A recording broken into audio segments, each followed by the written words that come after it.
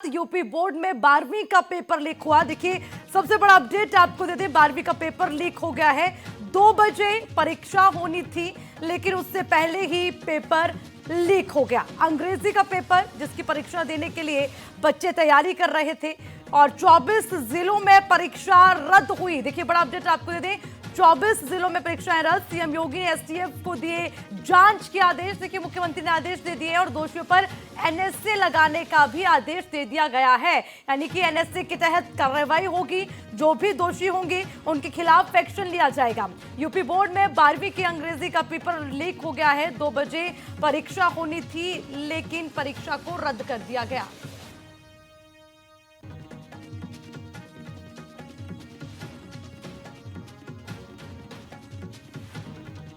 CM योगी ने STF को दिए आदेश, उसी के साथ जो दोषी होगा एनएसए लगाने का भी आदेश दे दिया गया है। देखिए दोषियों को बख्शा नहीं जाएगा ये साफ है, लेकिन इस तरह से अगर पेपर लीक होते रहे, हालांकि पहला मामला उत्तर प्रदेश में नहीं है कि पेपर लीक हो गया, परीक्षाएं रद्द कर दी गई और जो अपनी तैयारियों से पहुंचे थे कि अब हम एग्जाम देंगे, अपना हॉल में एंटर होंगे, जो तैयारियां हैं उसके साथ अपना पेपर पूरा करेंगे, लेकिन वो समय नहीं आया। देखिए 2 बजे का समय था, परीक्षाएं होनी थी और अभी भी 2 बज चुके हैं। जहां बच्चे परीक्षा देने बैठना चाहते थे अब वो बाहर खड़े होकर ये रो रहे हैं कि आखिर हमारी परीक्षाएं नहीं हो रही। बच्चे परेशान हैं, तैयारियों के साथ आए थे और चाह रहे थे कि अपने एग्जामिनेशन हॉल में हम एंटर हों और अपनी तैयारियों से परीक्षाएं दें, लेकिन ये संभव नहीं हो पाया क्योंकि उससे पहले ही पेपर लीक होने की जानकारी मिली और 24 जिलों में परीक्षाओं को रद्द कर दिया गया। देखिए बड़ा अपडेट, तो 24 जिलों में परीक्षाएं रद्द, अंग्रेजी का पेपर लीक होने की वजह से परीक्षाएं रद्द कर दी गई है। 2 बजे अंग्रेजी का पेपर होना था लेकिन रद्द कर दिया गया। सीएम योगी ने एसटीएफ को जांच के आदेश दिए।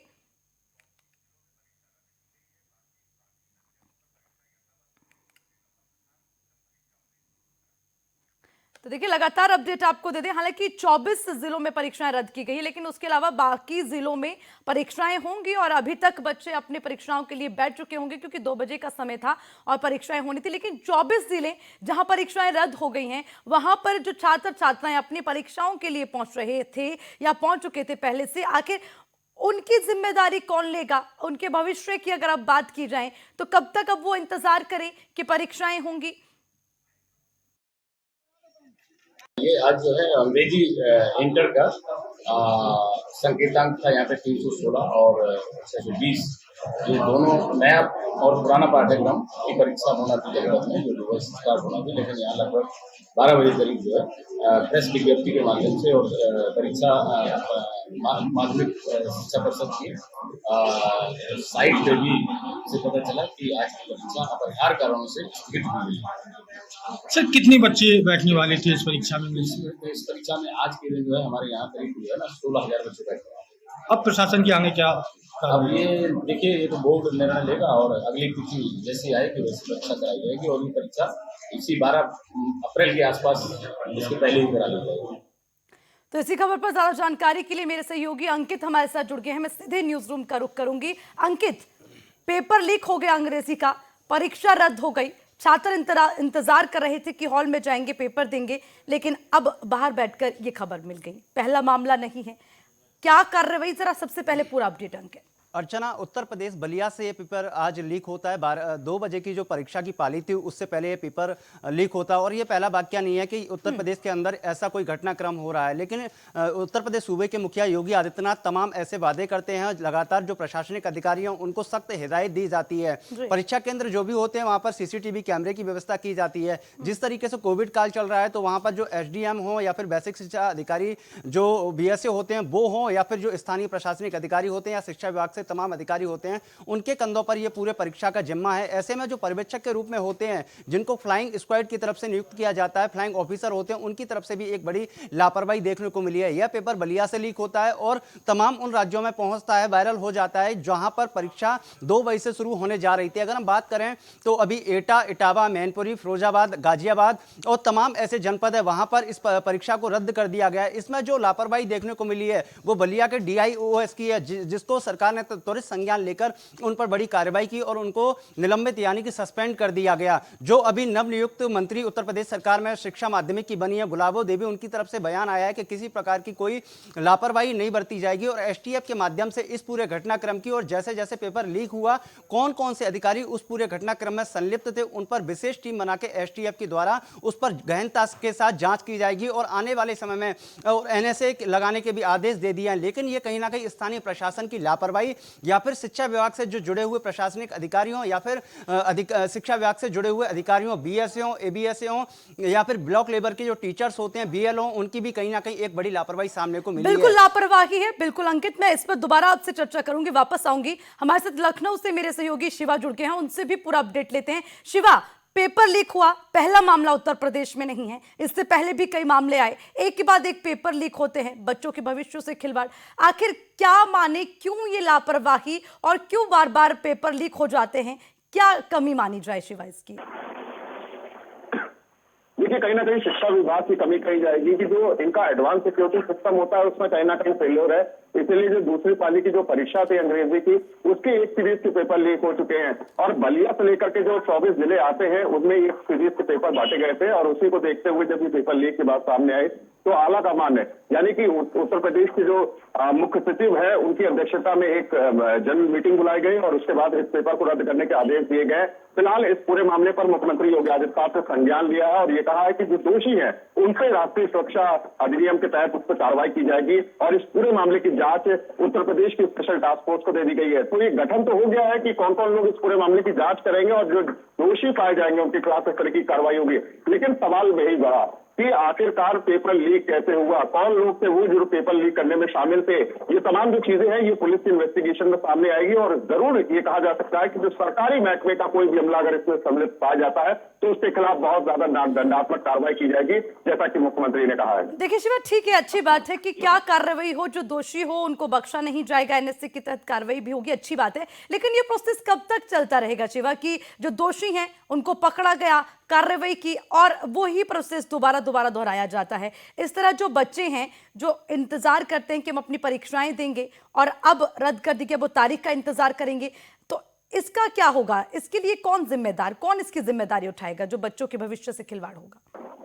देखिए, इतना जवाबदेही सरकार की ही होती है क्योंकि सरकार इस पूरी शिक्षा को पूरी सफलतापूर्व ये कहा जाएगा सिक्योरिटी सिस्टम के तहत उसे कराने का प्रयास कराती है और शिक्षा विभाग के अधिकारियों को पहले से इस बात के आदेश दे दिए जाते हैं कि फुल कानून के साथ आप पूरी परीक्षा कराइएगा ताकि कोई भी लूप ना होने पाए। लेकिन अगर इस तरीके के लूप होल कहीं निकलते हैं, पेपर लीक होता है, उसके बाद कैंसिलेशन होता है और फिर बच्चों को एक बार लंबा इंतजार करना पड़ जाता है परीक्षा देने के मामले में, तो कहीं ना कहीं उदासीनता है और सरकार पर फिर से एक सवाल निशान खड़े होता है कि आखिरकार कहाँ चूक रह गई, किन अफसरों में ये कमी बाकी रह गई कि उन्होंने जो सिक्योरिटी सिस्टम अपना प्लान तैयार किया था वहां पर वो खड़ा नहीं उतार पाया और इस तरीके से एक बड़ी परीक्षा को इनको कैंसिल करना पड़ा।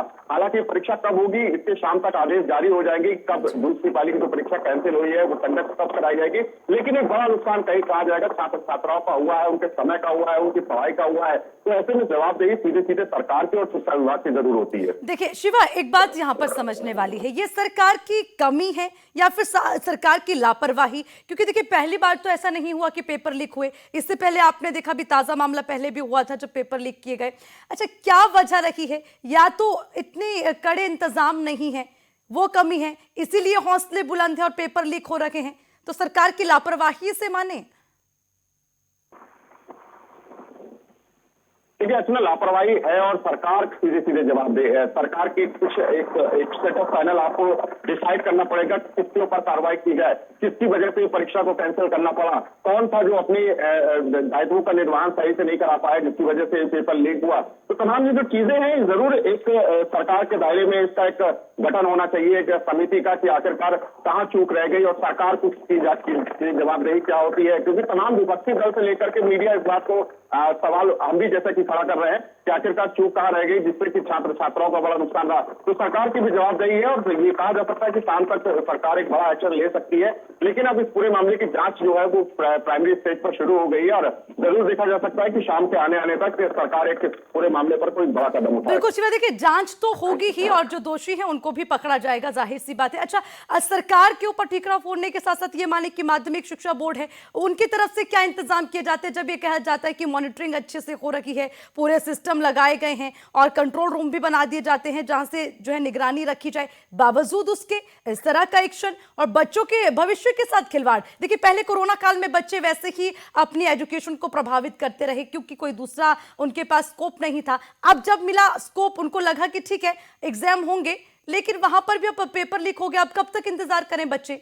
आखिर ये खिलवाड़ कब तक होता रहेगा? शिवा, ये बहुत बड़ा सवाल है क्योंकि बच्चे इसी तरह से अगर अपना 1 साल 2 साल बर्बाद करते जाएंगे, आगे कैसे बढ़ेंगे? देखिए, बिल्कुल इसको सरकार को कोई ठोस रणनीति तय करनी होगी कि प्राइवेट एजेंसी को या फिर माध्यमिक शिक्षा को ये पूरा प्रभार दिया जाए कि वो जो परीक्षा है किस तरीके से फुल प्रूफ तरीके से कराई जाए और इससे पेपर लीक ना हो, कोई भी शिक्षा माफिया नकल माफिया जो है इस पर हावी ना हो। इस तरीके की प्लानिंग करनी पड़ेगी जिससे बच्चों का भविष्य जो है उस पर खिलवाड़ ना हो, उनका समय बर्बाद ना हो, उनकी एक मेहनत असफल ना जाए। तो इस तरीके की प्लानिंग सरकार को करनी होगी और सरकार को कोई ठोस कदम उठाना होगा। देखिए अर्चना, हर बार यही होता है कि अगर प्राइवेट एजेंसी को इस तरीके का कार्य कोई मिलता है परीक्षा कराने का, तो तब भी सवाल खड़े होते हैं। विरोधी पार्टियां कहती है कि प्राइवेट एजेंसी को इसलिए कार्य दिया गया क्योंकि उसमें कमीशन का खेल था, लेकिन जब सरकारी सिस्टम इस परीक्षा को कराता है तभी परीक्षा फेल हो जाती है। तो दोनों ही चीजें अपनी अपनी शिवा, मैं रोकना चाहूंगी आपको, वापस आऊंगी आपके पास। राकेश कुमार हमारे साथ जिला विद्यालय निरीक्षक जुड़ गए हैं, उनसे बातचीत करते हैं। राकेश जी, बहुत बहुत स्वागत है आपका C10 में। देखिए, बात सीधे बच्चों के भविष्य की करेंगे। पेपर लीक हो गया, ठीक है, NSA के तहत कार्रवाई होगी, STF को भी कह दिया, लेकिन बड़ा सवाल ये हुआ कैसे? कोई तो लापरवाही रही होगी सर, क्या कहेंगे इस पे आप? नहीं, हमारे जनपद से ये लीकेज नहीं हुआ है जी, और सभी जगह डबल लॉक से पूरी सुरक्षा के साथ पेपर सुरक्षित है। राकेश जी, आप ये तो मानते हैं ना कि छात्रों के भविष्य के साथ खिलवाड़ हो रहा है?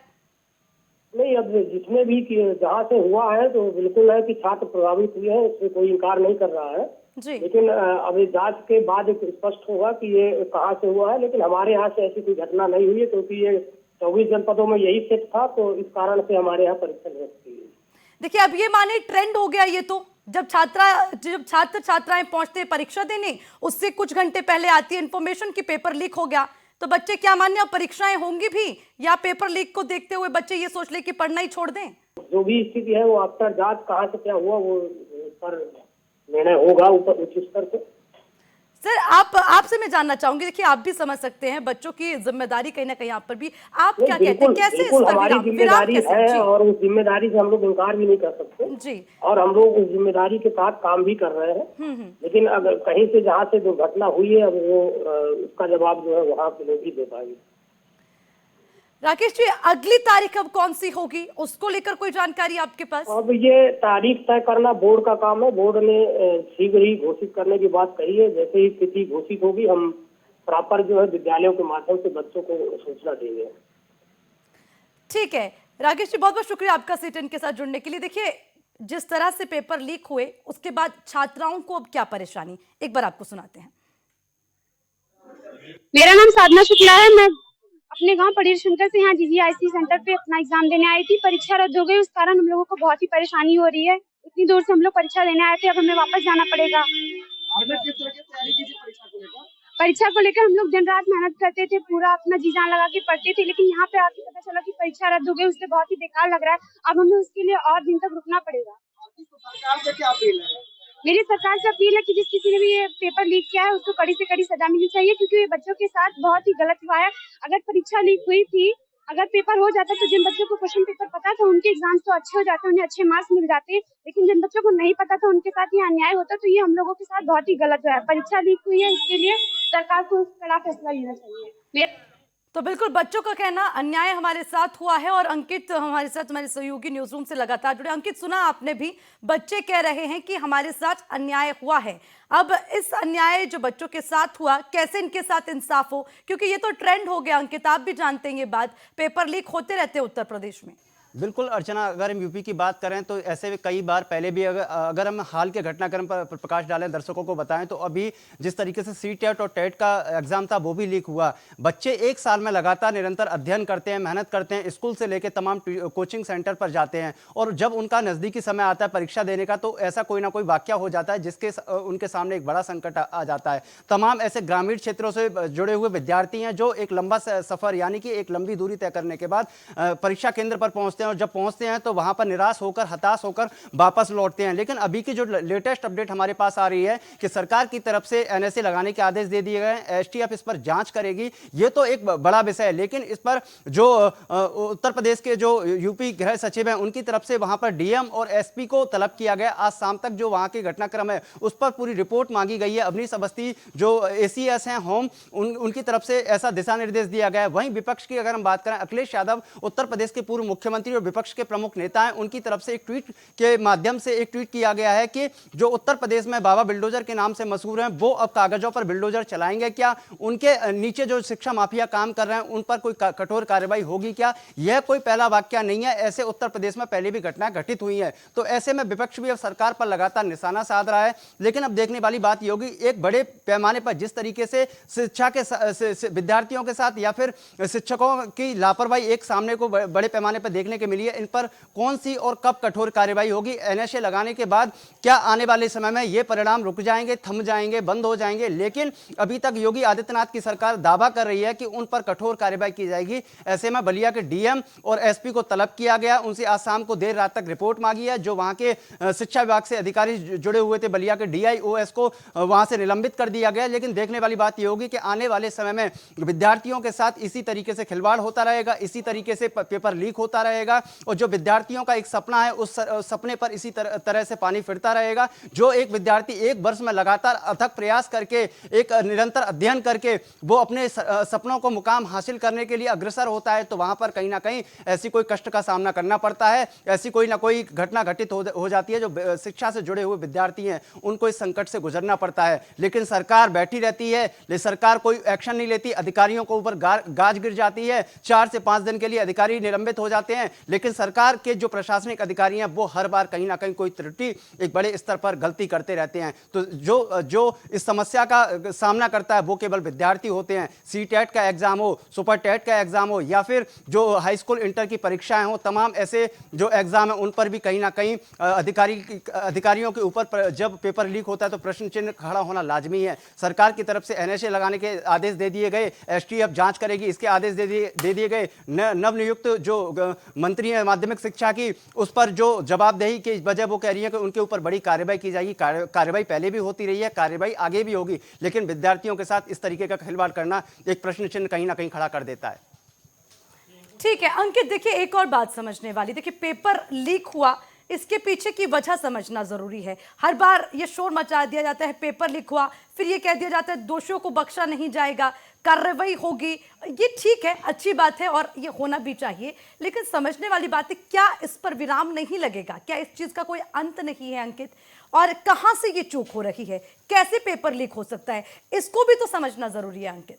बिल्कुल, देखिए अर्चना, जैसा कि हम लगातार सवाल खड़ा कर रहे हैं सरकार के ऊपर, नए नियुक्त सरकार का गठन हुआ है अभी हाल ही में। उत्तर प्रदेश सूबे के मुखिया यानी कि योगी आदित्यनाथ तमाम वादे कर रहे हैं, लेकिन शिक्षा से जुड़े पहले भी कारनामे उजागर होते रहे हैं। तमाम मीडिया प्लेटफॉर्म के माध्यम से भी उनको साझा किया गया। सीटेट भी प्रमुखता के साथ तमाम ऐसी खबरों को दिखाता रहा है, दर्शकों को बताता रहा है। शिक्षा से जुड़े हुए जो विद्यार्थी हैं उनके लिए हमेशा सीटेट परिवार कंधे से कंधा मिलाकर खड़ा रहता है, उनकी जो आवाज है उसको मुखरता के साथ जनता के सामने लेकर आता है। लेकिन अगर इसमें सबसे बड़ी लापरवाही माने तो स्थानीय प्रशासन की है। स्थानीय जो शिक्षा विभाग से जुड़े हुए लोग हैं, एबीएसए हो, बीएसए हो, डीआईओएस हो या फिर जो वहां पर फ्लाइंग ऑफिसर यानी कि जो पर्यवेक्षक के रूप में बनाए जाते हैं, उनकी भी कहीं ना कहीं एक बड़े पैमाने पर लापरवाही देखी गई है। इसमें सरकार की तरफ से एक्शन तो लिया गया है, लेकिन एक्शन लेने के बाद उनको किस तरीके से आगे कठोर कानूनी कार्रवाई का सामना करना पड़ेगा, इस समय का अभी इंतजार करना होगा। जो 24 स्थान हैं जहां पर परीक्षाएं होनी थी, एटा, इटावा, मैनपुरी, फिरोजाबाद, फर्रुखाबाद, आगरा, गाजियाबाद, ये तमाम ऐसे जनपद है, वहां पर इन परीक्षाओं को स्थगित कर दिया गया।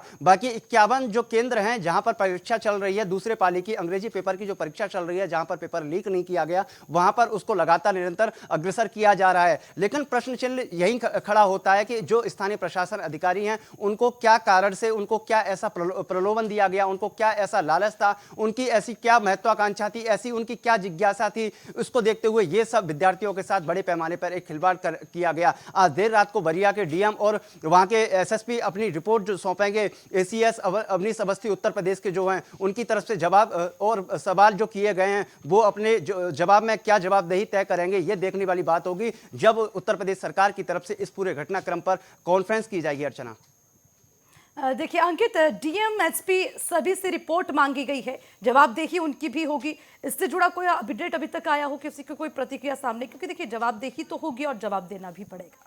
बिल्कुल अर्चना, अगर हम बलिया की बात करें, एसपी और डीएम से जिस तरीके से जवाबदेही मांगी है एसीएस अवनीश अवस्थी, यानी कि जो सरकार के एक तरीके से अगर हम कहें पूरा सरकार को देखते हैं और वो सभी जो आईएएस है, सभी जनपद के और आईपीएस है, उन सभी को देखते हैं, उनकी तरफ से ये पूरा जवाब मांगा गया है। लेकिन देखने वाली बात ये होगी कि वो जवाब कब तक जवाबदेही तय होती है। लेकिन अभी तक अधिकारी सारे बलिया के बसते हुए मीडिया से नजर आ रहे हैं और कोई भी कैमरे के सामने आने को तैयार नहीं है, ऑफ रिकॉर्ड बात करने को तैयार नहीं है, क्योंकि हमारे प्रतिनिधि वहां पर लगातार उनके संपर्क में आईएएस हो या फिर बलिया के आईपीएस हो, वो लगातार मीडिया से दूरी बनाए हुए हैं और अंदर ही अंदर वो वहां पर जांच का जो विषय है वो भी लगातार गहन चिंतन के साथ चल रहा है। आज शाम को देर रात को रिपोर्ट सौंपी जाएगी, उसमें पूरे वाकया जिस तरीके से घटित हुआ है उसमें वो अपनी क्या सफाई देते हैं, अपने क्या बयान देते हैं, ये अब देखने वाली बात होगी। और जिस तरीके से अवनीश अवस्थी ने तत्काल एक्शन में लेने के बाद कहीं ना कहीं इसमें इंटरफेयर जो है उत्तर प्रदेश के मुखिया योगी आदित्यनाथ का है, उन्होंने कड़ी कार्रवाई के निर्देश तो दे दिए, लेकिन विपक्ष लगातार उस पर भी सरकार को घेरने का काम कर रहा है। अखिलेश यादव जो विपक्ष के नेता हैं, उनकी तरफ से ट्वीट के माध्यम से जानकारी साझा की गई है सोशल मीडिया के प्लेटफॉर्म पर कि पहले भी कई पेपर लीक होते रहे हैं और इस बार भी फिर वही हुआ। सरकार तमाम वादे कर रही है, क्या बाबा का बिल्डोजर कागज पर भी चलेगा? कहीं ना कहीं उन्होंने ऐसे संकेत दे दिए हैं कि कागजी कार्रवाई उन अधिकारियों के ऊपर की जाएगी या नहीं की जाएगी। अब देखने वाली बात ये होगी। विपक्ष लगातार सरकार को घेरने का काम कर रही है, सरकार की तरफ से अधिकारियों को निलंबित कर दिया गया है और विशेष जो टीम बनाई गई है एसटीएफ वो जांच करेगी। एनएसए लगाने के जो घोषणा की गई है वो भी एक तरीके से ऑफिशियल अनाउंसमेंट कर दिया गया है। 24 परीक्षा केंद्रों की परीक्षाएं पूर्णतः स्थगित कर दी गई हैं, बाकी 51 जगह पर सुचारू रूप से परीक्षाएं चल रही है। अब शाम को हो सकता है कि उत्तर प्रदेश के एसीएस होम अवनीश अवस्थी वो कहीं ना कहीं ऑफिशियल अनाउंसमेंट या फिर इस पूरे घटनाक्रम की जानकारी साझा करें। अर्चना, देखिए बिल्कुल अंकित, देखिए परीक्षाओं को अब एक शक की निगाह से देखा जाए अंकित, ये माने, क्योंकि जब छात्र परीक्षाओं के लिए तैयार होते हैं, अपना माइंड मेकअप करते हैं कि ठीक है हम पेपरों के लिए तैयारियां करने जा रहे हैं, वो भी इस कोरोना काल में जितनी पढ़ाई बच्चों की प्रभावित हुई है, उसके बाद एक माइंड सेट करना अपने आप में बहुत बड़ी बात। फिर इस तरह से पेपर का लीक हो जाना, तो क्या माने बच्चा कितना डिमोटिवेट हो रहा है पढ़ाई को लेकर कि शायद वो ये सोचते हैं अगर हमने तैयारी कर भी ली, एग्जामिनेशन हॉल के बाहर पहुंच भी गए, तो ना जाने कब खबर आई कि पेपर लीक हो गया।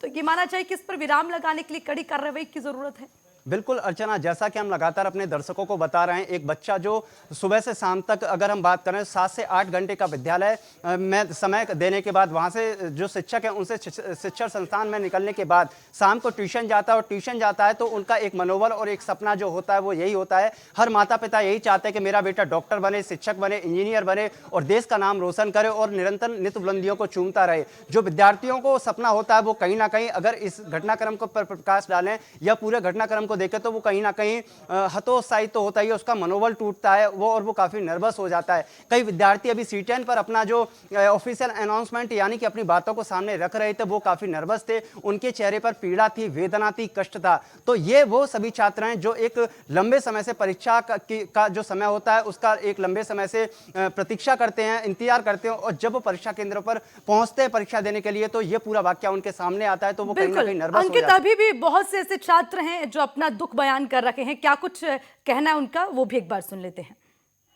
क्या नाम है आपका? कहाँ से आई हैं आप? कितने किलोमीटर दूर हैं? यहाँ कहाँ पेपर था और क्या यहाँ बताया गया, क्या हुआ? कॉलेज में यहाँ पर पेपर लीक हो गया है, ये पता चला है, निरस्त हो गया पेपर। कितनी परेशानियों का सामना करके यहाँ आई थी और कैसा महसूस कर रही है? बहुत बुरा लग रहा है, यहाँ पर आए हो, यहाँ पर पेपर लीक हो गया है। क्या कहेंगी सरकार के बारे में? सरकार की ड्यूटी थी पेपर करवानी। सरकार ही बुरी है, क्या गाड़ी है, आप यहाँ पर धूप से लगाने पड़ा। तो क्या सरकार का फेल्यूर मानेंगे इसे? मेरा नाम अंशिका सोनकर है, मैं GGIC इंटर कॉलेज में परीक्षा देने आई थी। हमको लगा था कि आज पेपर होगा, जब हम लोग स्कूल आए तो पता चला कि पेपर लीक हो गया है और हमारी परीक्षा नहीं हो पाएगी। हम लोगों ने बहुत अच्छे ढंग से बहुत मेहनत से इस पेपर के लिए तैयारी की थी, परंतु ये पेपर लीक हो गया। हमें सरकार से यह अपेक्षा है कि इस पेपर को दोबारा फिर करवाया जाए और बहुत अच्छे ढंग से कि अब की दोबारा कोई प्रॉब्लम ना आए। मेरा नाम अंशिका सोनकर है। मैं अंकित, तो सुना आपने कैसे C10 के कैमरे के सामने बच्चे अपना दर्द बयां कर रहे हैं, बताते बताते वो दुख भी कहीं ना कहीं। अर्चना, देखिए जिस तरीके से सीटीएन सुबह से लगातार इस पूरे घटनाक्रम को प्रमुखता से उठा रहा है, उन बच्चे की पीड़ा, वेदना, ठीक है। कष्ट मैं अंकित रोकना चाहूंगी आपको, वापस आऊंगी आपके पास। बीजेपी प्रवक्ता हरीश श्रीवास्तव हमारे साथ जुड़ गए हैं, उनसे अपडेट लेंगे। हरीश जी, बहुत बहुत स्वागत है आपका सीटीएन में। और उसी के साथ एक दुख भरा सवाल आपसे। उत्तर प्रदेश में पेपर लीक हो जाते हैं और बच्चों की परीक्षाएं इसी तरह लीक होती रहती हैं, ये ट्रेंड चलता रहेगा क्या सर? नहीं, बिल्कुल नहीं। और उत्तर प्रदेश में योगी राज में जो लोग भी इस तरह के कृत्यों में लिप्त पाए गए, गैंगस्टर एक्ट तक उनके पीछे लगा। और आप देखिए कि त्वरित कार्रवाई किया माननीय मुख्यमंत्री जी ने। वहां के बलिया के डीवाईएस और प्रधानाचार्य दोनों निलंबित किए गए। और जो भी इसकी संलिप्तता पाई जाएगी, उन एसटीएफ इसकी जांच कर रही है और उनको तात्कालिक रूप से कड़े से कड़े प्राविधानों के तहत उनको निरुद्ध किया जाएगा और कड़ी कार्रवाई होगी। और जिन जनपदों में इस परीक्षा को निरस्त किया गया है, तात्कालिक रूप से माध्यमिक शिक्षा परिषद उसकी व्यवस्था करेगी ताकि उन बच्चों के साथ किसी तरह कोई दिक्कत ना हो। हरीश जी, सरकार जो कार्रवाई करती है और कहती है कि नकल माफियाओं को जड़ से खत्म किया जाएगा, ठीक है, आप एक्शन लेते हैं, हम उसकी सराहना भी करते हैं, लेकिन उसी के साथ मेरा बड़ा सवाल ये कि जो लगातार पेपर लीक हो रहे हैं उसमें किसका ड्रॉबैक माने? या तो ये कहें कि नकल माफिया हैं, वो इतनी ज्यादा उनके पास पावर है कि सरकार कहीं ना कहीं उसे खत्म करने में अभी भी कहीं ना कहीं जो है इतने ताकतवर हो गए नकल माफिया कि सरकार अभी भी जो है उस पर कड़ा एक्शन लेने के बावजूद भी रोक नहीं लगा पा रही। अरे जी, आप खुद समझिए ना इस बात को, बच्चों के भविष्य का सवाल है कि क्या कहेंगे आप? देखिए, क्योंकि समाज में सामाजिक जो अपराध हैं जी, सरकार का अपराध के प्रति जीरो टॉलरेंस की नीति है। लगातार सरकार उस पर काम कर रही है। और आपने देखा कि पिछले दिनों भी तमाम अपराधियों ने गले में तख्ती डाल करके थाने में सरेंडर किया जी। और सरकार बनने से पहले ही 2-3 अपराधियों का इनकाउंटर में भी मारे गए। तो आप ये देखिए कि सरकार का अपराध को लेके, कानून व्यवस्था को लेके, कानून व्यवस्था को लेके जो प्राथमिकता है वो जग जाहिर है। और इसलिए उत्तर प्रदेश की सम्मानित जनता के एक मजबूत मैंडेट आदरणीय योगी जी की नेतृत्व में सरकार को मिला है। देखिए हरीश जी, हम लॉ एंड ऑर्डर की बात करें, ठीक है, अपराधियों को पकड़ने में बहुत ज्यादा बदलाव उत्तर प्रदेश में, अच्छी बात है, तारीफ के काबिल, लेकिन सवाल तो ये जो ये नकल माफिया है, इनके गले में कब तक तख्तियां लटकेंगी सर? ये बड़ा सवाल है। जब तक जांच न हो, तब तक पूरी विषय का जांच न हो, तब तक इस बात को नहीं कहा जा सकता कि इन्वॉल्वमेंट किसका है। कई बार अब इस तरह के लोग लीकेज कर देते हैं जो सिस्टम में होते हैं कई बार। तो अब जब तक उसका एसटीएफ जांच कर रही है, जो कल्पिट सामने आए तब उसके ऊपर टिप्पणी की जा सकती है। और सरकार कोई नकल माफिया हो, भू माफिया हो, खनन माफिया हो, सारे माफियाओं के खिलाफ निर्णायक कार्रवाई की और सारे माफिया तंत्र को नाबूद करने का काम भी किया है। ठीक है हरीश जी, एक बात को लेकर आश्वस्त करवा दीजिए कि जांच हो रही है, ठीक है, दोषियों को पकड़ा जाएगा, लेकिन ये भी गारंटी दे दें जो छात्र हैं, जो इतनी तैयारियों के साथ पहुंचे थे, उनके भविष्य के साथ कोई खिलवाड़ नहीं होगा। छात्रों के साथ, उनके भविष्य के साथ किसी तरह का कोई, उन बच्चों के भविष्य के साथ ना कोई खिलवाड़ होगा, बल्कि त्वरित रूप से उनकी जो ये परीक्षा रद्द हुई है उसकी व्यवस्था माध्यमिक शिक्षा परिषद करेगा त्वरित उनके, ताकि उनको किसी तरह के लिए बच्चों का नुकसान न हो। जी हरीश जी, अंकित मेरे सहयोगी लगातार हमारे साथ जुड़े, उनका भी एक सवाल आपसे। अंकित, अपना सवाल रखें। सर, जिस तरीके से उत्तर प्रदेश सरकार लगातार तमाम वादे कर रही है और उन वादों पर खरा भी उतर रही है, जब भी कोई जिक्र आता है तो माफिया गुंडों की चर्चा होना शुरू हो जाती है। वो लाजमी भी है, जिस तरीके से बाबा का यानी कि योगी आदित्यनाथ का बिल्डोजर काम कर रहा है। लेकिन शिक्षक जिस तरीके से एक बड़े पैमाने पर लापरवाही कर रहे हैं, कहीं ना कहीं पूरी संलिप्तता उनकी ही होती है। इसी वजह से जो विद्यार्थी हैं लगातार पूरे सालों साल मेहनत करते हैं और जब परीक्षा केंद्र पर पहुंचते हैं तो उनको इस तरीके का समय देखने को मिलता है, उनको कष्ट होती है, पीड़ा होती है। लेकिन जो अधिकारी उनको तुरंत सरकार संज्ञान में लेकर जो पूरा प्रकरण होता है, वाकया होता है, उनको निलंबित कर देती है। कुछ समय के बाद फिर वो दोबारा बहाली पर आ जाते हैं। तमाम उन कानूनों की आप बात कर रहे हैं, तमाम उन नियमों की बात कर रहे हैं, क्या उन शिक्षकों के या फिर जो स्थानीय प्रशासन अधिकारी हैं जो शिक्षा विभाग से जुड़े हुए हैं, उनके लिए भी सरकार कोई एक बड़ा कानून बनाएगी? नहीं, निश्चित रूप से आप देखिए ना कि मैंने आपको बताया कि एसटीएफ जांच कर रही है। जिसकी भी संलिप्तता पाई सर जाएगी, जांच जो तो भी होती उसके है लिए सर, जब liable भी कोई होगा, वाकया होता है या उसके- घटनाक्रम होता है जांच उसके तो होती खिलाफ है, केस लेकिन भी जो चलेगा, अधिकारी फोटो भी निलंबित चलेगा। होते हैं सर, जो अधिकारी निलंबित होते हैं 10 दिन से 15 दिन के अंदर दोबारा बहाल हो जाते हैं, क्या उनके लिए कोई कठोर कानून बनेगा? बिल्डोजर का आप जिक्र करते हैं, उत्तर प्रदेश सरकार के तमाम उन वादों का जिक्र करते हैं। ऐसा पिछली सरकारों में होता था, भारतीय जनता पार्टी की सरकार में ऐसा नहीं है। और यदि कोई अधिकारी कर्मचारी निलंबित हुआ, वो निर्दोष है, तो ये तो कोई बात नहीं हुई। अगर कोई निर्दोष है तो उसका निलंबन वापस भी होना चाहिए। नहीं सर, बिल्कुल यह सवाल ठीक लाजमी है, है, लेकिन बिल्कुल सर अंकित आपका सवाल भी लाजमी है। जाहिर सी बात है कि देखिए कोई ना कोई कार्रवाई हो, एक ऐसा प्रोसीजर हो कि इस तरह की गलतियां इस तरह की